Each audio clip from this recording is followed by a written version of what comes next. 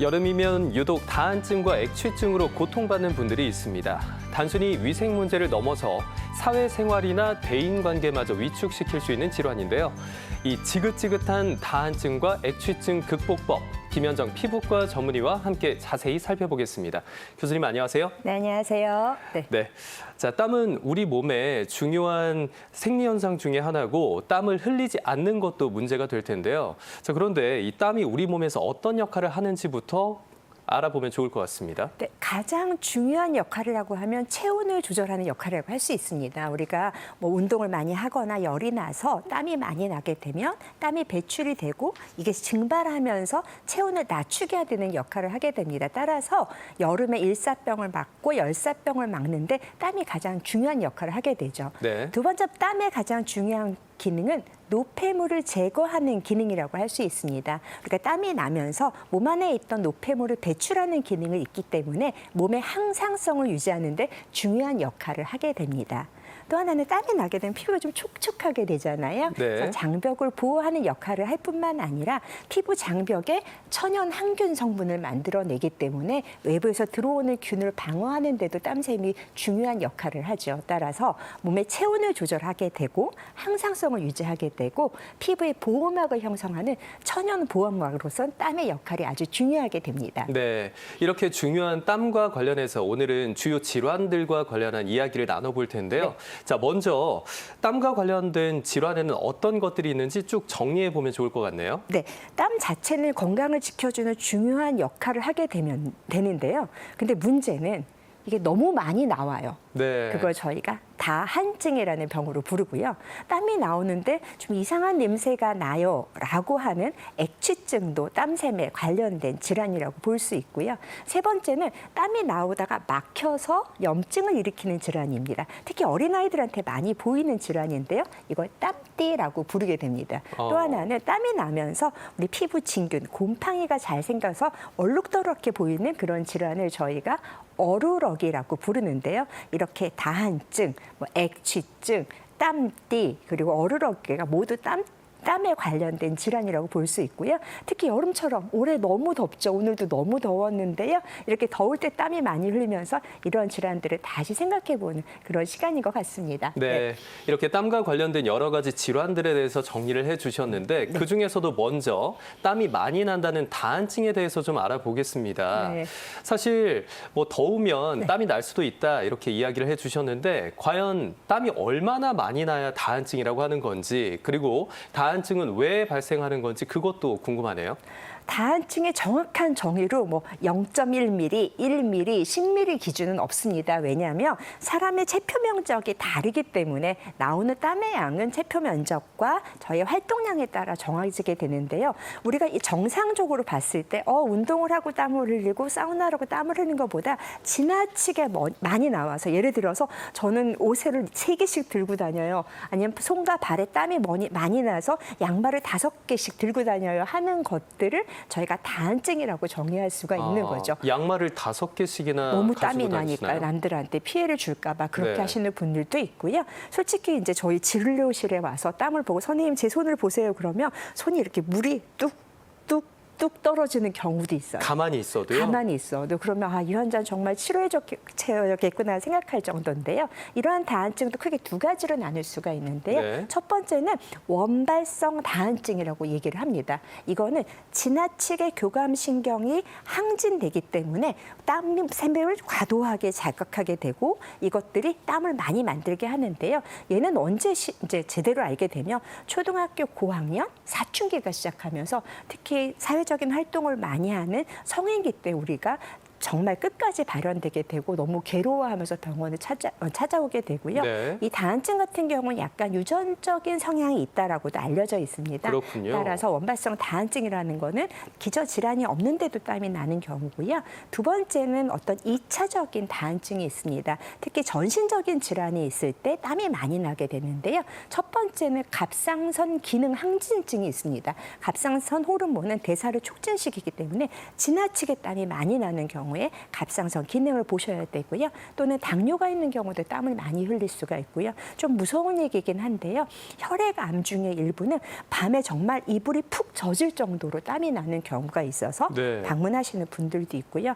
또 하나는 폐경기가 되면서 여성 호르몬이 변화하면서 야간 발환이 증가하는 경우도 있고, 마지막으로 우리 이제 환자들이 조금 환자라고 말할 수는 없지만 너무 갑자기 급격하게 살이 찌는 경우에도 이렇게 속발성 2차 발환증이 생길 수 있습니다. 그 밖에 뭐 항우울제나 약 같은 것들도 속발성 2차성 다한증을 유발할 수 있습니다. 네, 그러니까 다한증의 원인이 될 수 있는 것들이 여러 가지 종류가 나눠질 수 있다라는 설명이신데, 다한증이 단순히 그냥 땀만 많이 흘리는 것인지 아니면 이것이 다른 질환으로까지 뭐 촉발되거나 아니면 유발할 수 있는 건지 그걸 좀 자세히 설명해 주시면 좋을 것 같네요. 네, 보통 이제 뭐 봄에도 땀이 나고 여름에도 땀이 나고 가을에도 땀이 나고 겨울에도 땀이 나는 분들도 있고요. 여름에 유독 많이 나는 분이 있는데, 이런 계절에 상관없이 갑자기 땀이 증가하는 그런 질환들이 전신 질환하고 연관되는 경우가 많습니다. 첫 번째로 가장 많이 보이는 게 앞서 말씀드린 대로 갑상선 기능 항진증에 의해 땀이 많이 나는 경우입니다. 실제적으로 내부민 내과 선생님들이 많이 말씀을 하시는데, 환자가 너무 땀을 많이 흘려서 와서 저희가 네. 기본적으로 피 검사를 해보면 갑상선 호르몬이 너무 과도하게 되고 눈도 튀어나오고 땀도 많이 나오고 오히려 살도 많이 빠져서 고민되는 그런 경우도 있습니다. 네. 당뇨 환자 같은 경우에도 과도한 땀을 흘리는 경우가 있는데요. 신경이 손상이 되다 보니까 과도하게 국소적으로 발환이 많이 증가하는 그런 내분비, 당뇨나 갑상선 기능 항진 같은 내분비계 질환이 대표적으로 나올 수 있고, 여성 호르몬의 어떤 교란이 생기는 폐경기 때도 땀이 많이 나오는 경우가 있습니다. 두 번째 큰 영역으로 볼 수 있는 건 신경계 질환 때도 많이 생기는데요. 네. 우리 많은 분들이 고민받고 고통받고 있는 질환 중에 하나가 파킨슨 병이라는 게 있는데요. 파킨슨 병 같은 경우에도 내가 왜 이렇게 땀을 흘리지? 라고 생각할 정도, 보통은 이제 앞서 말씀드린 대로 원발성 다한증은 20대, 30대 때 많이 고통을 받는데 평소에는 괜찮았고 젊었을 때는 너무 뽀송뽀송하게 잘 사셨는데 갑자기 내가 걸음도 이상해지고 땀이 너무 많이 날 때는 파킨슨 병도 의심할 만한 그런 클루가 될 수 있고요. 그렇군요. 네, 마지막엔 혈액암 때 갑자기 정말 이불이 그분들의 표정으로는 밤에 자고 일어났더니 이불을 그 다음날 덮을 수 없을 정도로 많이 날 때는 혹시 혈액암이 아닐까도 저희가 의심해 볼 수 있습니다. 네, 땀이 많이 나는 걸 보고 그냥 단순히 내가 땀을 많이 흘렸구나가 아니라 다른 질환의 전조 증상일 수 있구나라고 건강을 체크해보는 계기로 삼는 것도 필요해 보이네요. 자, 그러면 방금 전에 말씀을 해주셨지만 진짜 요즘 너무 더워서 땀을 흘릴 수밖에 없는 그런 날씨잖아요. 그런데 다른 사람에 비해서 내가 땀을 많이 흘리는 건지 아니면 그냥 일상적으로 흘리는 건지 이걸 정확하게 알 수 없기 때문에 병원에 찾아가 봐야 되나? 고민을 하시는 분들도 많이 계실 겁니다. 병원에 가기 전에 좀 스스로 점검해 볼 수 있는 방법이 있을까요? 크게 저희가 사점 척도로 보게 되는데, 어려운 말로는 다한증의 중증도를 자가 척도라고 어려운 말로 하는데, 쉽게 말하면 내가 머릿속으로 내가 가장 심할 때 4점, 가장 괜찮을 때 1점으로 보는 거죠. 1점은 땀이 좀 많네. 그런데 난 아주 건강해. 뛰니까 나올 수 있어 정도가 저희가 1점이라고 보고요. 네. 다음에 2점은 땀은 있지만 내가 좀 땀이 많아서 회색 티셔츠만 좀 피해볼까? 근데 하지만 좀 남한테 갈 때는 창피해 정도가 저희가 2점이라고 생각을 하면 되고요. 세 번째 3점 정도가 되면 정말 못 참겠어. 그 티셔츠를 몇 장 갖고 가야 되고 양말도 많이 가져야 되기 때문에 이럴 때는 어떠냐면 소개팅도 못 나간대. 혹시 내가 땀을 흘려서 이 사람한테 피해를 끼칠까 봐 못 나가는 정도가 3점이고요. 네. 4점은 난 도저히 여름에 이 더위에서 나갈 수 없고 긴장하는데 나갈 수 없기 때문에 일상생활에 지장을 주는 정도로 저희가 4점이라고 볼 수 있습니다. 있습니다. 따라서 우리가 3점이나 4점 정도 되면 병원에 오셔서 혹시 내가 다한증이 아닌가 상담을 하고 검사를 해보는 것도 필요하고요. 이 지표는 실제 저희가 치료를 하면서 얼마큼 좋아지는지 지표를 볼 수 있는데요. 만약에 4점인 환자가 치료를 잘해서 3점으로 되면 땀의 양이 50%가 줄어들고요. 그다음에 4점인 환자가 치료를 잘해서 2점으로 되면 80%가 줄어들기 때문에 어떤 자가 주관적으로 나의 땀을 측정할 수 있고 다한증을 측정할 수 있습니다. 그럼 병원에서 이 숫자만으로 진단하지는 않겠죠. 우리 어렸을 때 초등학교 때 실험했던 게 하나 있어요. 우리 감자에다가 네. 전분이 나오는 데다 물을 뿌리고 요오드를 하면 갈색으로 보라색으로 변하는 그런 실험이 있는데요. 그거를 저희가 병원에서도 해요. 실제 여기, 손에다가요? 네, 손에 땀이 난다는데 잘 보이지가 않으니까 물론은 뭐 수건에 있는 양을 재기도 하는데 가장 쉽게 보이는 방법은 여기에 전분가루를 뿌려요. 그러면 여기에 물이 있으면 전분가루가 잘 이렇게 코팅돼 있겠죠. 네. 그러면 요오드를 뿌렸을 때 땀이 많은 사람일수록 색깔이 점점 더 보라색으로 보이게 되고 땀이 없는 사람은 전분가루가 붙겠어요? 붙지 않으니까 보라색이 안 보여서 이런 요오드 전분 검사를 통해서도 우리가 다한증을 진단할 수 있습니다. 따라서 집에서 자가척도와 병원에서 요오드 전분 검사를 통해서 객관적인 증표랑 주관적인 징후를 모두 같이 보는 것이 진단의 중요한 클루가 될 수 있습니다. 그렇군요. 개인적인 궁금함이긴 한데요. 교수님, 보통 우리가 그 남자들이 좀 땀을 많이 흘린다라고 생각을 하고 여성분들은 그래도 좀 뽀송뽀송하고 위생적으로 잘 관리가 된다라고 생각하는데 이 다한증에 있어서는 남녀 성별 차이는 없는 건가요? 없습니다. 네. 이게 남자분들은 조금 이렇게 뭐라 그러지 멋있어 보이기 때문에 자랑하시는 경향이 있는데요. 제가 멀리 있지는 않고 오늘 방송을 안 봐서 얘기하겠지만 저희 집에 있는 대학생 딸도 땀이 많아서 그 친구한테는 회색 티셔츠가 없어요. 네, 그래서 가만히 보면 이 친구가 긴장할 때 손에 땀이 나는 경향이 있는데 그냥 쓱쓱 닦고 말더라고요. 그래서 남성, 여성의 큰 차이는 있지 않은데 앞서 말씀드린 대로 남자분들이 체표면적이 많기 때문에 특히 에크린 땀샘이라는 그런 샘이 표피 면적에 따라서 땀샘의 수가 결정이 돼서 조금 더 많이 나 보이는 것은 그런 그 성별의 특징이 될 수 있습니다. 네, 성별의 차이는 없고 일단 교수님께서 설명해 주신 그 4점 척도에 맞춰서 한번 자가 진단을 해보는 게 중요하겠군요. 네. 자, 이 다한증 치료를 받기 위해서 보톡스를 맞았다라는 이야기도 들어봤거든요. 어떻게 치료가 들어가는 건가요? 네, 다한증의 치료는 첫 번째는 생활 환경을 바꾸는 거지만 두 번째는 그걸로 안 되면 바르는 약부터 시작하게 됩니다. 국소 치료제부터 시작하게 되는데 여러분 약국 가면 많이 보셨을 거예요. 아니면 화장품 가게에 가면 데오도란트라는 게 있는데 데오도란트는 궁극적으로는 땀을 줄이는 게 아니고요. 어떤 가루 같은 거를 뽀송뽀송하게 만드는 느낌을 주거나 냄새를 없애는 작용을 합니다. 두 번째는 알루미늄 성분이 들어있는 땀샘을 억제하게 되는데요. 얘 특징은 땀이 있을 때 바르시면 안 돼요. 다 깨끗하게 씻고 땀이 하나도 없을 때 네. 이거를 발라놓게 되면 땀샘의 입구에 이 성분이 막고 있다가 밑에서 땀이 올라오면 젤리 형태로 여기를 막아서 궁극적으로는 땀이 안 나는 것처럼 보이는 그런 약들이 있습니다. 네. 근데 안타깝게도 이 약을 6개월 이상 사용하게 되면 너무 이제 그 변형이 있기 때문에 장기적인 사용을 권하지는 않고 난 도저히 너무 땀 때문에 나갈 수 없을 때 국소적으로 사용할 수 있는 방법이 있고요. 너무 다행인 소식이 있어요. 바르는 약 중에 저희가 이제 그 보톡스 성분 같은 것을 바르게 되면 땀샘을 활성화시키는 교감신경을 억제할 수 있는 그다음에 부교감신경을 활성화시킬 수 있는 바르는 약이 10월 달에 나온다고 하니까 단순하게 데오도란트나 알루미늄 성분이 아니라 국소적으로 땀이 나는 겨드랑이에다 발라서 뽀송뽀송하게 살 수 있는 방법이 있습니다. 그러면 그 약제 같은 경우에는 처방이 필요한 건가요? 네, 그건 전문 의약품이어서 앞서 말씀드린 3점, 4점이어서 너무 괴로울 때는 선생님과 상의해서 10월부터는 처방받으시면 좋을 것 같고요. 반가운 소식이네요. 네, 두 번째는 이제 그것도 안 된다. 그럼 시술로 넘어가게 되는 거죠. 네. 여러분 보톡스를 주름만 피는 줄 아셨죠? 보톡스는 땀을 덜 나게 하는데도 사용하게 됩니다. 이렇게 손바닥을 보고요. 보통 1cm 곱하기 1cm 한 샷 정도로 놉니다. 제 손을 보면 10cm, 10cm니까 몇 방을 맞아야 될까요? 한 100방 정도 네, 여기 맞을 것 100방, 같은데요? 여기 100방, 한 200방 맞으면 6개월 정도는 땀이 덜 나게 하는 방법이 있는데 말씀을 드리는 순간부터 표정이 변해 진짜 아파요. 네. 너무 아플 것 같아요. 그런데 그럼에도 불구하고 너무 힘드시니까 치료를 받는 방법도 있고요. 또는 성분들을 이온 영동법으로 넣는 방법들도 있고요. 그것도 안 되면 레이저 같은 경우 땀샘을 지지는 국소적으로 일시적으로 억제하는 방법이 어떤 국소 시술 방법이라고 볼 수 있습니다. 네. 이것도 안 된다.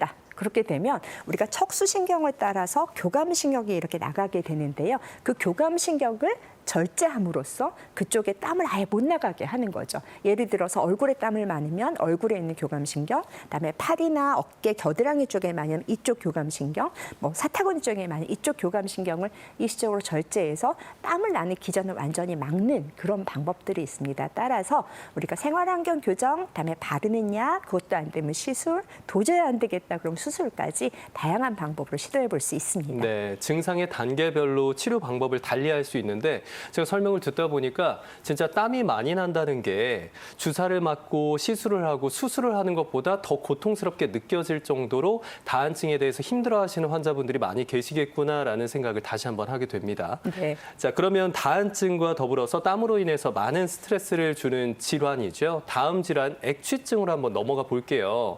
사실 액취증 하면 좀 청결에 신경을 안 써서 생기는 건가라고 여길 수도 있는데 청결해도 날 수 있다면서요? 그럼요. 그 액취증이라는 것은 단순하게 땀하고만 연결되지는 않습니다. 우리는 땀샘이 크게 두 가지로 되는데요. 우리가 앞서 말씀드린 다한증의 영향을 받는 땀샘은 에크린 땀샘이라고 해서 우리가 피부에 그냥 표피로 바로 땀이 나오는 맑은 땀을 에크린 땀샘에서 만들어냅니다. 하지만 뭐 겨드랑이라든지 사타구니라든지 이런 회음부 쪽에는 털 구멍이 있고 그 털에 나오는 구멍에 피지샘과 같이 땀샘이 하나 나오게 되는데 이걸 아포크린 땀샘이라고 하고요. 네. 이 땀은 조금 더 끈적거리기 때문에 세균에 취약하게 됩니다. 따라서 액취증은 이 아포크린 땀샘에 나오는 땀을 주변에 있는 환경에 따라서 잘못된 세균들이 과도하게 반응을 일으켜서 냄새가 나는 성분, 뭐 지방산이라든가 암모니아 같은 것을 만들기 때문에 정말 불쾌한 냄새가 나는 질환입니다. 따라서 아포크린 땀샘이 많다고만 있는 것도 아니고 그다음에 균이 많다고만 있는 것이 아니라서 이 두 가지의 밸런스가 맞지 않을 때 생기는 그런 질환입니다. 그렇군요. 그런데 한국인 같은 경우에는 액취증에 있어서 외국인들보다는 좀 유전적으로 약하다라는 생각이 드는데요. 일례로 제가 해외여행을 갔다가 사실 외국인들이랑 같이 게스트하우스를 이용한 적이 있었는데 그때 굉장히 힘들었거든요. 이게 뭐 사실인가 싶은데 인종과 액취증 사이에도 관련이 있나요?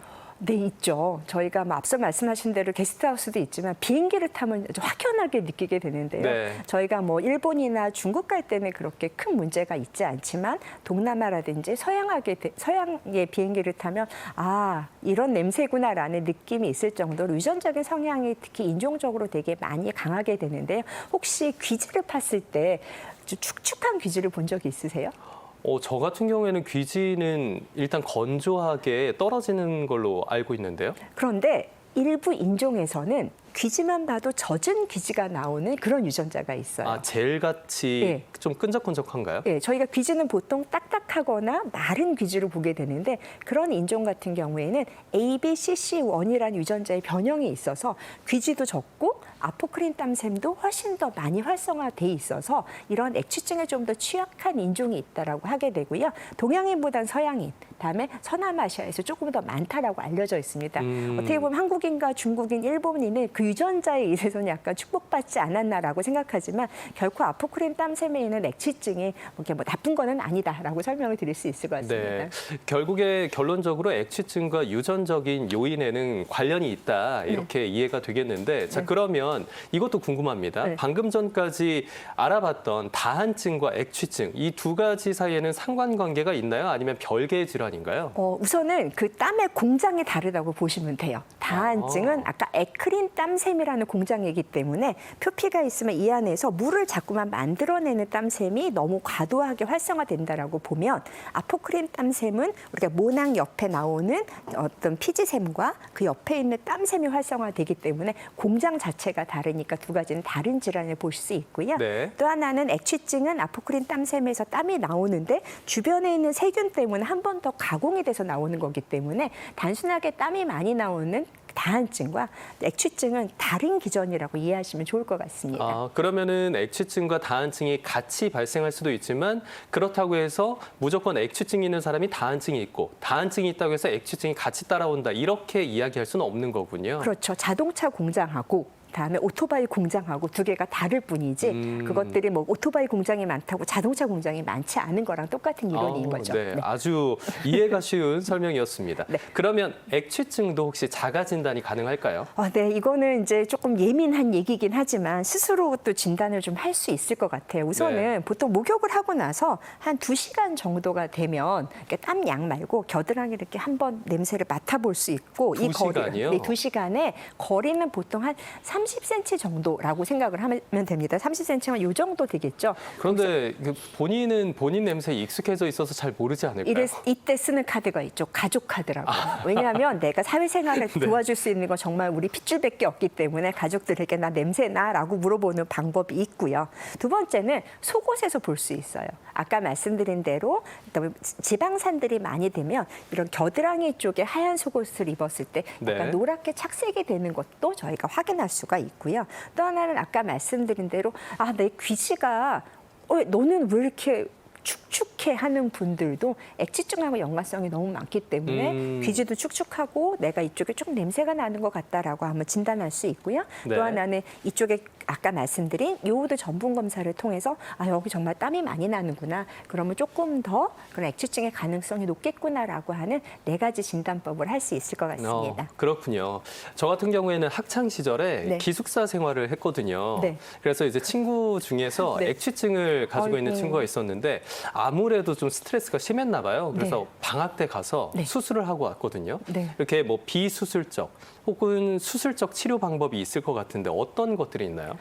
우선은 비수술적인 방법은 다한증하고 똑같아요. 그쪽에 뭐 바르는 보톡스를 쓰거나 우리 어떤 알루미늄 성분에서 땀을 못 나오게 하는 것들을 하게 되는데요. 말씀드린 대로 아포크린 땀샘은 털하고 연관이 있기 때문에 정말 심한 경우에는 이쪽으로 절개를 하고 들어가서 그쪽에 있는 땀샘을 다 제거해버리는 그런 수술적으로 제거하는 방법도 있고 네. 요새는 레이저 중에 고주파 레이저 같은 걸 사용을 해서 절개 안에 들어가서 다 하나씩 찢어버리게 되면 이쪽에 있는 아포크린 땀샘을 파괴하는 방법을 할 수도 있고요. 다음에 정말 너무 심한 경우는 수술적으로 저희가 아까 교감신경을 절개해서 전체적인 땀을 다 막아버리는 방법이 있습니다. 그래도 액취증에서 가장 많이 쓰는 방법은 최근에 그 레이저들이 많이 개발이 됐기 때문에 절개하고 여기를 좀 지져서 아포크린 땀샘의 수를 많이 줄이는 방법을 할 수 있고요. 더 중요한 거는 아포크린 땀샘은 세균에 의한 거기 때문에 조금 청결하게 하면 조금 더 냄새가 안 나는 그런 경향이 있습니다. 그렇군요. 이렇게 다양한 치료 방법에 대해서도 알아봤는데요. 이번에는 잘못된 건강 상식을 바로잡아드리는 시간입니다. 다한증과 액취증에 대한 오해와 진실을 OX로 풀어드릴게요. 자, 제가 하나씩 질문을 드릴 텐데요. 교수님께서 앞에 있는 OX 팻말 가지고 답변을 해주시면 되겠습니다. 네. 먼저 첫 번째 질문입니다. 다한증, 스트레스로 악화될 수 있다. 정답은 O입니다. 앞서 말씀드린 대로 이 땀은 교감신경과 연결되어 있습니다. 우리가 너무 긴장하게 되면 교감신경이 활성화하게 되기 때문에 스트레스를 받으면 땀이 더 많이 나게 됩니다. 그렇군요. 스트레스와도 관련이 네. 있군요. 자, 그러면 두 번째 질문 드릴게요. 다한증, 치료해도 다른 부위에 땀이 더 날 수 있다.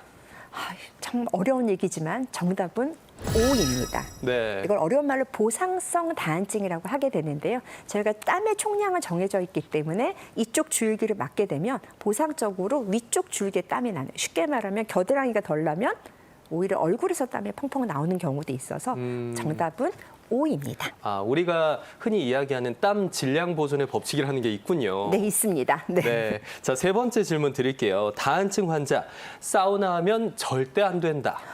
질문이 너무 강한데요. 네. 절대 안 되지 않습니다. 네. 정답은 X인데요. 다한증이라고 사우나를 못하지는 않습니다. 하지만 다한증 환자는 우리가 에크린 땀샘에서 너무 많은 땀을 배출하기 때문에 사우나가 끝나신 후에 수분 보충을 하게 되고 이온 음료 보충을 해서 건강을 잘 지키시는 게 중요합니다. 네, 탈진을 예방하는 게 중요하겠군요. 네. 다음 질문입니다. 털이 많으면 땀도 많다. 정답은 X입니다. 앞서 말씀드린 대로 우리가 땀이라고 하는 건 대부분 에크라인 땀샘이고 털하고 무관하게 표피로 그냥 배출이 되는 형태이기 때문에 털과 땀의 양이 비례하지는 않습니다. 그렇군요. 자, 그러면 이번엔 또 털과 관련된 질문인데요. 제모를 하면 액취증 개선에 도움이 될까요?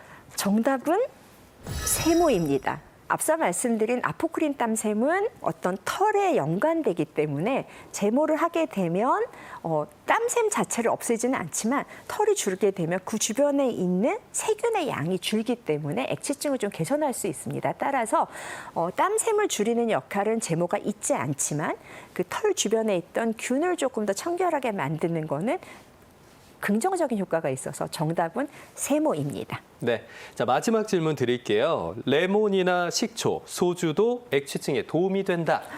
피부과 의사들이 항상 제일 싫어하는 질문이지만 강하게 말씀드립니다. 정답은 X입니다. 네. 레몬이나 식초처럼 산성이 높은 것을 이렇게 예민한 부분에 하게 되면 오히려 자극을 일으키고 2차 감염을 일으킬 수 있기 때문에 앞서 말씀드린 바른 약들이 너무 좋은 게 많아요. 그 약들을 쓰시는 걸 더 추천드립니다. 네, 괜히 주변에서 들려오는 민간요법에 의존하지 않는 게 중요하겠군요. 네, 그렇습니다. 네, 지금부터는 다한증과 액취증 예방을 위한 솔루션을 시작하겠습니다.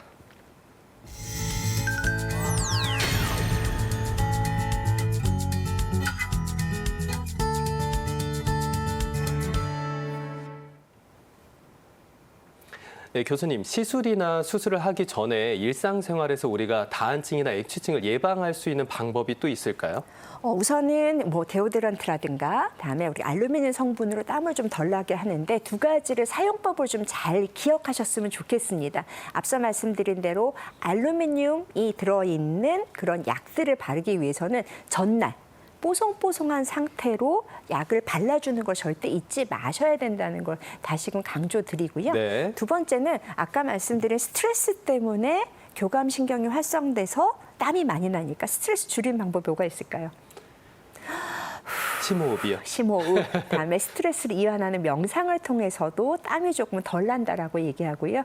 특히 이제 손발바닥에 땀이 많이 나는 경우에 우리가 어떤 인터뷰를 앞뒀을 때는 심호흡을 하시고 코로 마시고 입으로 내쉬세요 하는 방법들을 좀 따라하시는 것도 중요하고요. 네. 옷을 선택하는 데도 가장 중요하게 되는데요. 땀을 잘 흡수할 수 있는 면을 사용하는 게 중요하고요. 실크라든지 조금 차가운 냉감이 있는 소재를 선택하는 게 좋은데 요새는 너무 운동이 많이 이제 활성화돼 있다 보니 그런 소재들이 너무 많아서 잘 이용하시면 너무 좋을 것 같습니다. 네. 네 번째는 우리가 이제 땀이 날 때 우리 몸에 있는 체성분들이 많이 나오니까 너무 강한 카페인, 다음에 향신료가 많은 음식들을 먹게 되면 땀에서도 약간의 애매한 어떤 향이 날 수 있기 때문에 땀이 많이 나는 사람은 향신료나 그다음에 과도한 커피, 저도 오늘 너무 커피를 많이 마셨는데 네. 카페인 섭취를 좀 줄이시는 것들을 추천을 드리고요. 마지막으로는 좋은 물로 제대로 나가는 땀을 만들기 위해서는 충분한 수분 섭취하는 권유드립니다.